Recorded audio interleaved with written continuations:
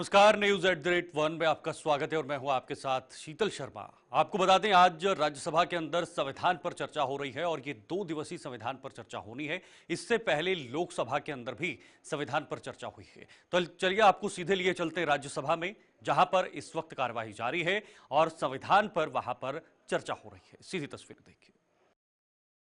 संविधान सभा की मांग को 1937 के चुनाव का केंद्रीय मुद्दा बना दिया था। महात्मा गांधी जी ने 25 नवंबर 1939 को स्टेटमेंट दिया था। क्या दिया था? पंडित जवाहरलाल नेहरू ने मुझे अन्य बातों के अलावा संविधान सभा के गठबंधन से उत्पन्न प्रभावों का अध्ययन करने के लिए विवश किया है। मैं और एक बार पढ़ता हूं। पंडित जवाहरलाल नेहरू ने मुझे अन्य बातों के अलावा संविधान सभा के गठन से उत्पन्न प्रभावों का अध्ययन करने के लिए विवश किया है, गांधी जी ने कहा था जब उन्होंने कांग्रेस के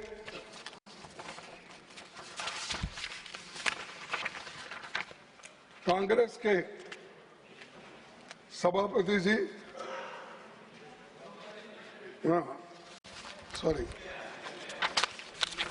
सर संकल्पों की पहली बार इसे पेश किया तो मैंने इस विश्वास के साथ अपनी संतुष्टि कर ली कि उन्हें लोकतंत्र की तकनीकी बारीकियों के बारे में बेहतर जानकारी है, परंतु मैं पूर्णतः संशय मुक्त नहीं था। तथापि वास्तविक तथ्यों में मेरे सभी संशयों को दूर कर दिया गया।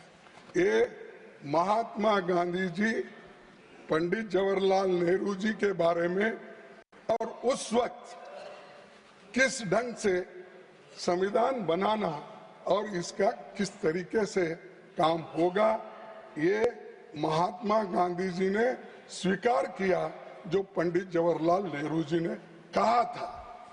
तो उनके लिए सुबह शाम क्रिटिसाइज करते बैठते। अरे पीछे कितना काम हुआ इसके लिए, कितने लोग लड़े, कितने सलाहें दिए, ये सब छोड़ो। महात्मा गांधी बोले वो भी नहीं सुनेंगे, नेहरू जी बोले वो भी नहीं सुनेंगे, डॉक्टर बाबा साहब अम्बेडकर बोले वो भी नहीं सुनेंगे, मौलाना आजाद बोले वो भी नहीं सुनेंगे। क्या सुनने वाले हैं? आप तोड़ मोड़ करके यहाँ लोगों को समझाने के लिए आए हो, क्या संविधान के ऊपर चर्चा करने के लिए आए? सर, संविधान की प्रस्तावना में मैं अभी पढ़ा, वो फिर पढ़ने की जरूरत नहीं। इक्वालिटी, लिबर्टी, फ्रेटर्निटी, ये सब मैंने अभी पढ़ा। इन चीजों की ही जरूरत है। हमको समानता होना चाहिए, हमको स्वतंत्रता होना चाहिए, हमको बंधु प्रेम होना चाहिए और न्याय होना चाहिए। इसमें ये जो चंद शब्द हमारे संविधान में है और जिसको हमने सभी स्वीकार किया है, लेकिन इस पे भी आपत्ति हो रही है कि सोशलिज्म क्या, फलाना क्या है। यही है कि इकोनॉमिक्स पे बात करें, नेचुरली वो एक्सपर्ट्स हैं, इकोनॉमिक में ज़्यादा एक्सपर्ट्स है और ये जवाहरलाल नेहरू यूनिवर्सिटी के स्टूडेंट हैं, तो नेचुरली जवाहरलाल नेहरू जी के यूनिवर्सिटी से है और वो भी इकोनॉमिक्स में इनकी पढ़ाई हो गई। नेचुरली वहाँ क्या पढ़े मुझे मालूम नहीं, क्योंकि जवाहरलाल नेहरू यूनिवर्सिटी में सब जितने भी स्टूडेंट्स हैं वो इतने प्रोग्रेसिव है, देश बनाने में उनका बहुत बड़ा हाथ है। चाहे इकोनॉमिक्स में हो, चाहे पॉलिटिकल साइंस में हो, चाहे हिस्ट्री में हो, चाहे एंथ्रोपोलॉजी में हो, चाहे अपना हर सब्जेक्ट पे वहां पर बहुत ही उनको मान सम्मान दुनिया में मिलता है। और बहुत से जो जवाहरलाल नेहरू यूनिवर्सिटी में पढ़े हुए हैं वो दुनिया में अपना नाम किए हैं और डेमोक्रेसी पे बहुत बड़ा विश्वास रखते हैं, लेकिन यहाँ अनडेमोक्रेटिक थिंग्स को जो खत्म करने की बात हो रही है, जो डेमोक्रेटिक थिंग्स है उसको खत्म करने की बात यहाँ हो रही, ये कैसा? अरे जो आइडियोलॉजी को आप एक बार स्वीकार करते हो, ये बार बार कैसा बदलता है? आपने तो, अरे चुप बैठो भाई, अब बार बार आप कैसा बदलते हो? मैं एक ही पार्टी में हूं कम से कम 1969 से आज तक कोई पार्टी नहीं, एक ही सिंबल है मेरा, एक गाय बछड़ा, अब क्या है? हाथ। मैं किधर नहीं गए, तो यहाँ घंटे को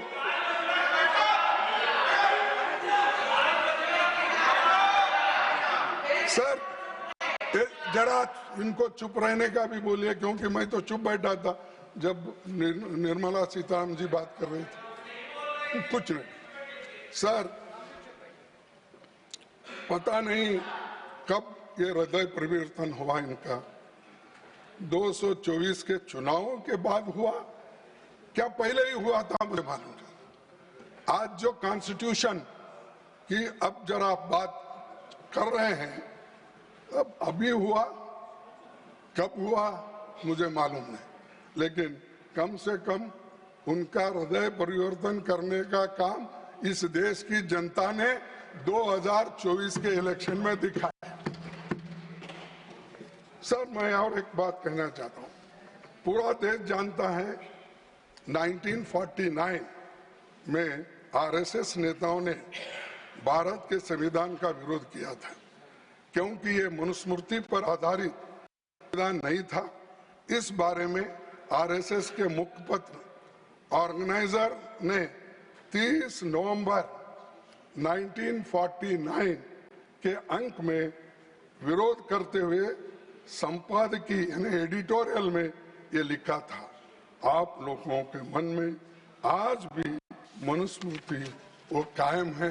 मैं बार बार बोलता रहा, आप लोग उल्टा हमारे ऊपर ही इल्जाम आप लगाते रहे।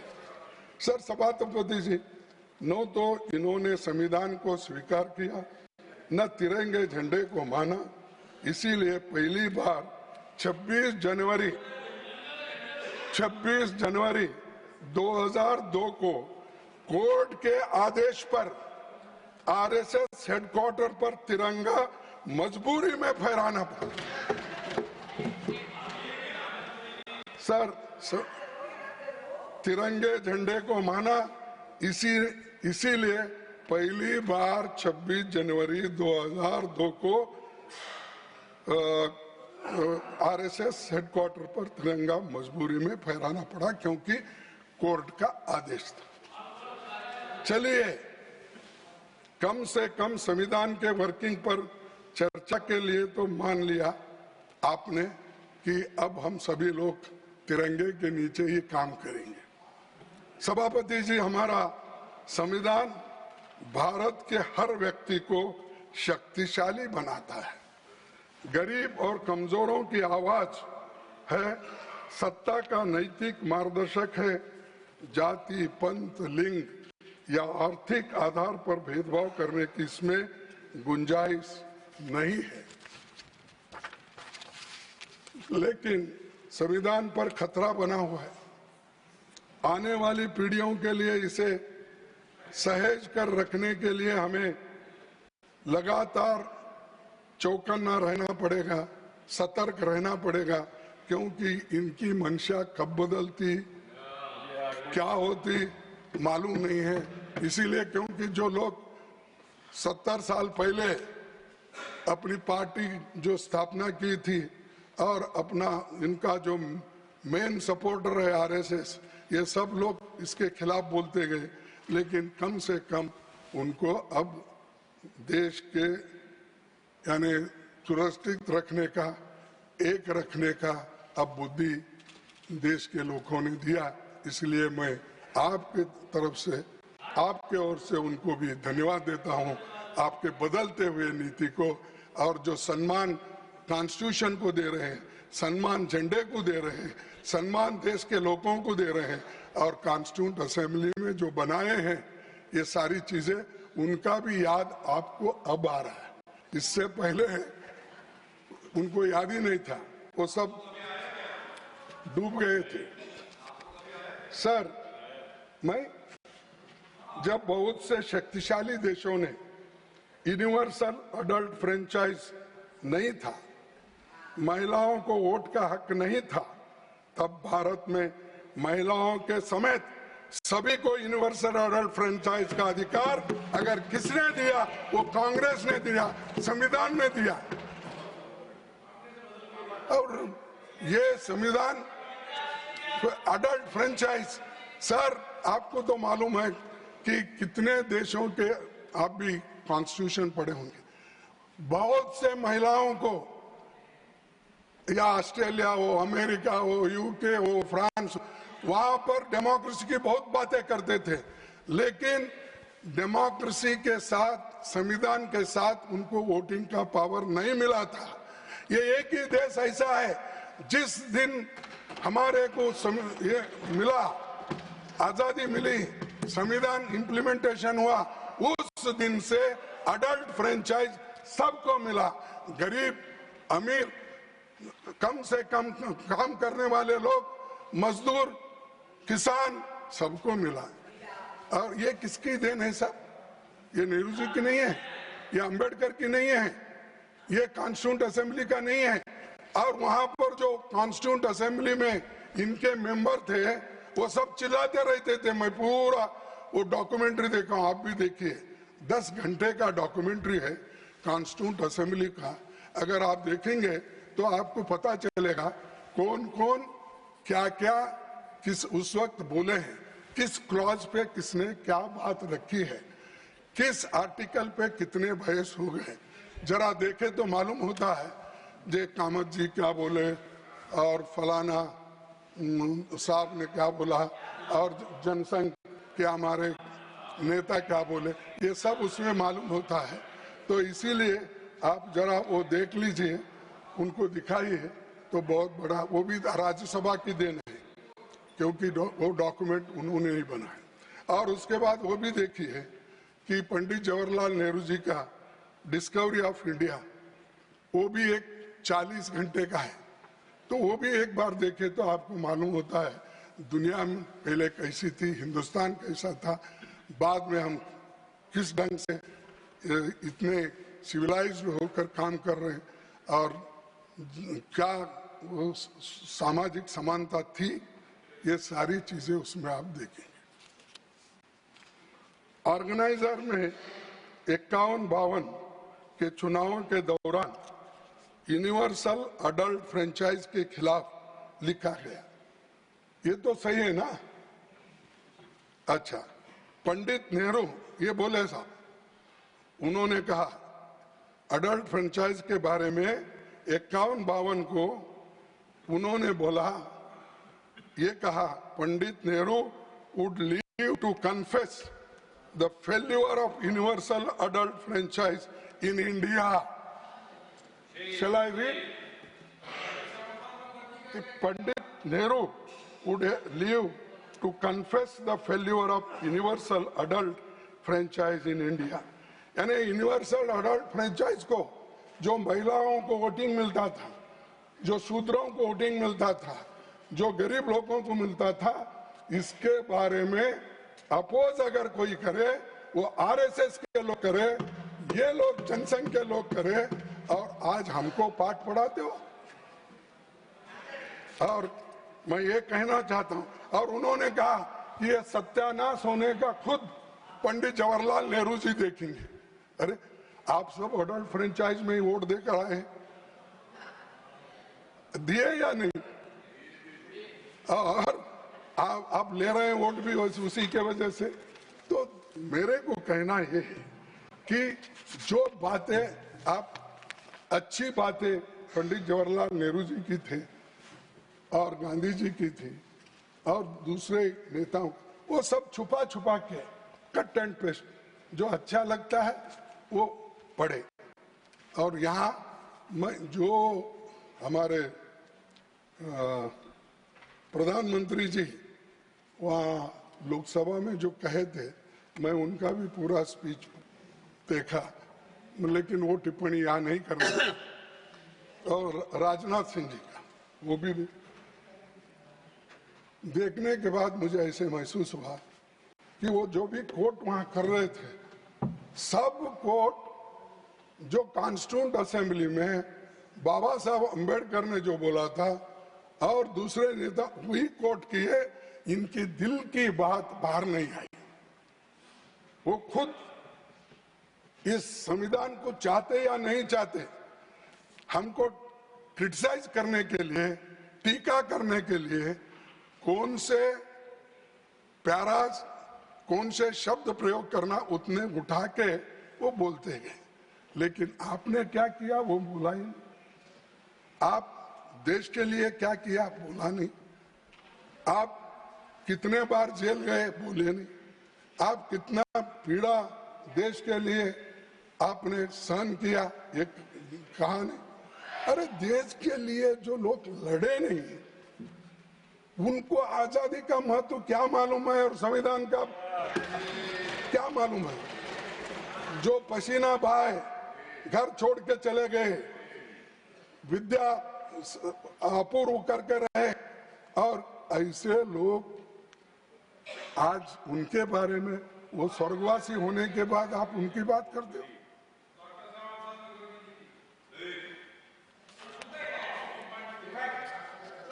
चुप बैठो तुम, अभी जाके तुम्हारे डिफेंस मिनिस्टर के पास सीख के आओ।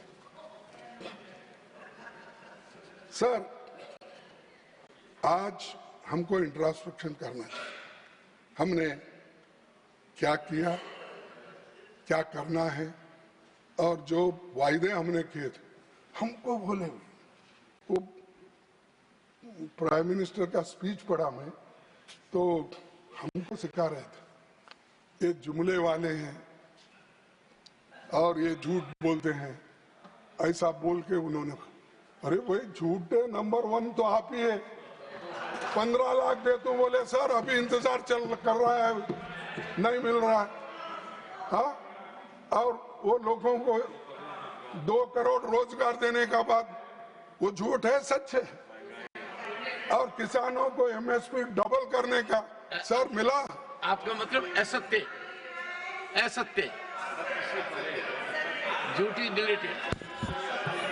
देखो साहब, ये असत्य है, घोर असत्य है, घोर असत्य है। तो ये चीजें, पर झूठ नहीं है। हाँ, जो बोलकर भी आप जब बोले, देखो मैं अपनी गलती को स्वीकार करता हूँ, झूठ नहीं बोलना ये अनपार्लियामेंट्री आपने बताया और है भी, तो मैंने छोड़ दिया उसको। लेकिन इन्होंने बार बार बोले। अब सीताराम जी का भाषण आपने गौर से सुना, मेरी निर्मला सीतारामन, सॉरी, तो उन्होंने ये कहा कि इट इज अ लाई, ये पार्लियामेंट्री है, अनट्रूथ, ट्रूथ ये शब्द यूज कर, लेकिन उनको अलाउ कर दिया, मेरे को ठोक दिया।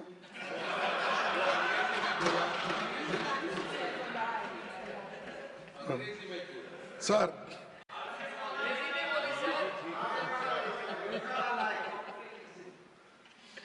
और एक बात वहां पर बोले कि खुद उन्होंने ऐसे स्लोगन दिए और सब वो जुमले, हमारे को वो जुमलों का इल्जाम हमारे ऊपर लगा रहे हैं। तो वो ये जुमले वाले लोग देश को भ्रमित कर रहे हैं और असत्य बातें बोलकर लोगों को धोखा दे रहे हैं। और फिर बात तो यहाँ पर आकर ऐसा बोल देते हैं कि वो क्या हमारे पास बोलते हैं कन्नड़ा में, झूठ 100 बार बोल के, नहीं सॉरी, असत्य 100 बार अगर बोलते गए तो उसको वो सत्य के इसमें हो सकता है। वैसा ये गोबेल तो आप देख रहे थे संविधान पर चर्चा। इस वक्त राज्यसभा में खड़गे बोल रहे हैं। फिलहाल वक्त एक छोटे से ब्रेक का है। ब्रेक के बाद भी खबरें जारी रहेंगी।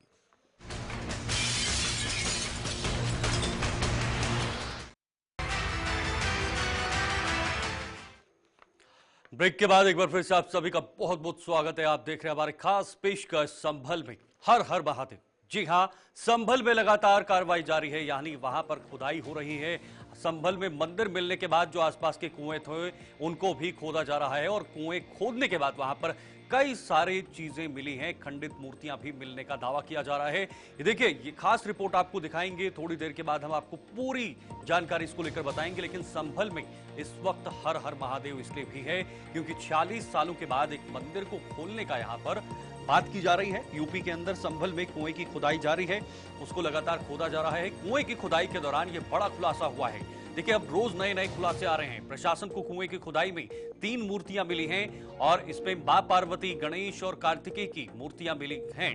देखिए, वहां पर कुएं की खुदाई हो रही है जो मंदिर के पास में है, उसकी खुदाई फिलहाल जारी है। प्रशासन के लोग वहां पर मौजूद हैं, सुरक्षा के वहां पर कड़े इंतजाम किए गए हैं और खास तौर पर जो भक्त हैं वो भी वहां पर पहुंच रहे हैं। प्रशासन को कुएं की खुदाई में 3 मूर्तियां वहां पर मिली हुई हैं। मां पार्वती, गणेश और कार्तिकेय की वहां पर मूर्ति पाई गई है। सबसे पहले मंदिर वहां पर मिला था आज से 3 दिन पहले, जहां पर प्रशासन और पुलिस की टीम वहां पर बिजली चोरी के मामले में चेकिंग करने पहुंची थी, रेड के लिए पहुंची थी।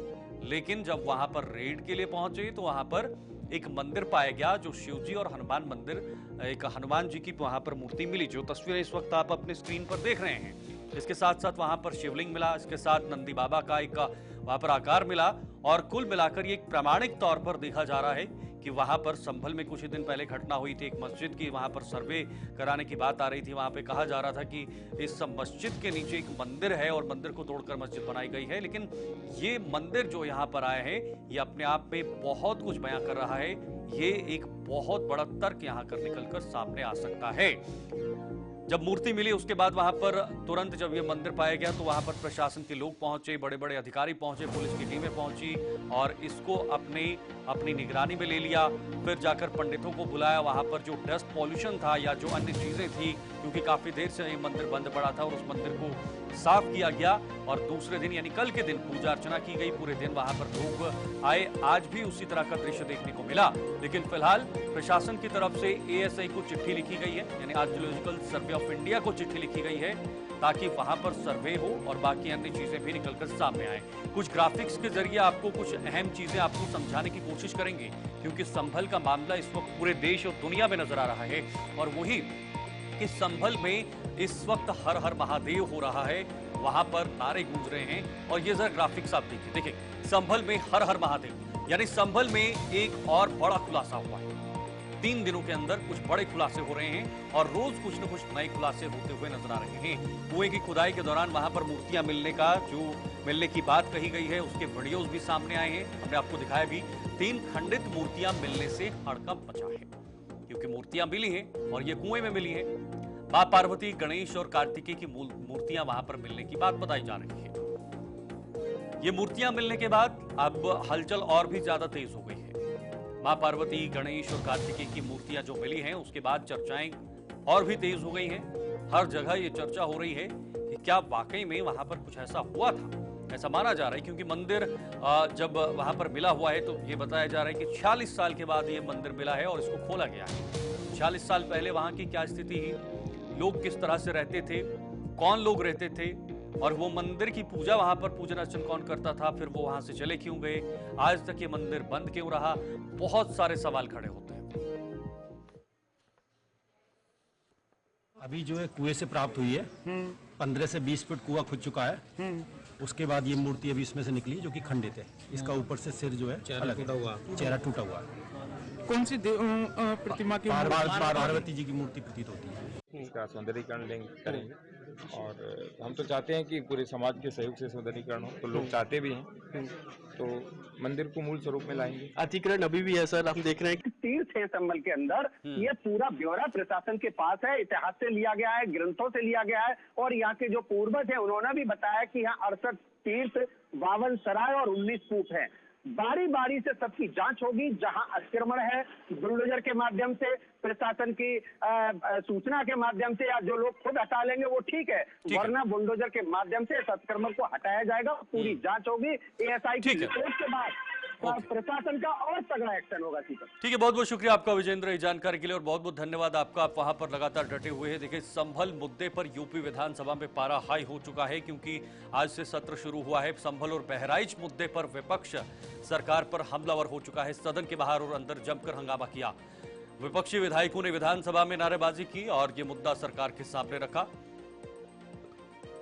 संभल मुद्दे पर यूपी विधानसभा में पारा पूरी तरह से हाई है। जैसे हमने सत्र शुरू होने से पहले भी आपको ये खबर बताई थी कि उत्तर प्रदेश में इस सत्र के दौरान हंगामा हो सकता है, भारी हंगामा हो सकता है, और संभल मुद्दा इसमें सबसे मुख्य मुद्दा था। उसी को लेकर अब विपक्ष ने यहाँ पर विधानसभा में एक जबरदस्त तरीके से आक्रोश जताया है। वहाँ पर उन्होंने प्रदर्शन किया है, हंगामा किया है और सरकार पर हमलावर है। बहराइच का मुद्दा और संभल का मुद्दा। विपक्षी विधायकों ने विधानसभा में नारेबाजी की है। सत्र शुरू होने से पहले भी विपक्षी विधायक, जो तमाम विधायक हैं, वो विधानसभा के बाहर यानी सदन के बाहर पहुंचे। वहां पर अपने हाथों में तख्तियां लेकर बड़े सारे मुद्दों को लेकर वहां पर जो है वो बातचीत या चर्चा करने की मांग कर रहे थे। लेकिन देखिए, सदन के अंदर एक बार फिर से संभल मुद्दा गरमाया हुआ है। चाहे वो लोकसभा हो, राज्यसभा हो, या फिर अब यूपी का विधानसभा सत्र हो, वहां पर भी ये मुद्दा प्रमुखता से उठते हुए नजर आ रहा है। संभल में 19 को एक सर्वे करवाया गया था, उसके बाद 23 को एक सर्वे करवाया गया था, और जब दूसरी बार सर्वे करवाया गया था तो दूसरी बार सर्वे करवाने के बाद वहां पर हिंसा हुई और 4 लोगों की उस हिंसा में मौत हुई थी। तनाव रहा, और उस तनाव को कैसे वहां पर लॉ एंड ऑर्डर को कैसे पुलिस प्रशासन और प्रशासन की तरफ से जो है वो संभाला गया, वो हमने देखा। और अब जाकर देखिए, 3 जो आपके सामने कुछ तस्वीरें हैं, आप खुद समझ सकते हैं इन तस्वीरों से। अभी अभी जो संभल से जो तस्वीरें आई हैं, ये एक बड़ा मामला है। लेकिन उससे पहले विधानसभा में भी जमकर हंगामा हो रहा है। विपक्ष के भारी हंगामे के बीच सदन की कार्यवाही फिलहाल जारी है। संभल और बहराइच मुद्दे पर विपक्ष जो है वो हमलावर होते हुए नजर आ रहा है। सदन के बाहर और अंदर जमकर हंगामा हो रहा है। विपक्षी विधायकों ने विधानसभा में जमकर नारेबाजी की है।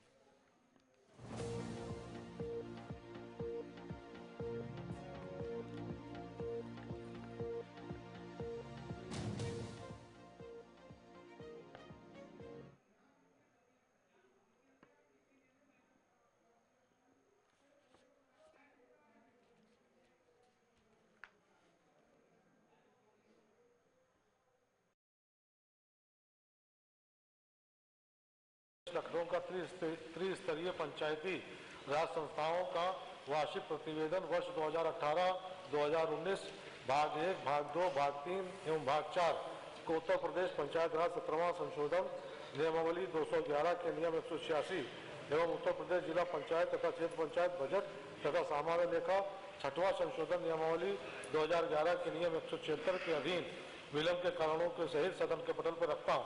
मत संख्या 16 माननीय श्रम मंत्री। कल्याण परिषद विदिन ब्रैकेट राजपत्रित कर्मचारी सेवा नियमावली 2024 की अधिसूचना संख्या।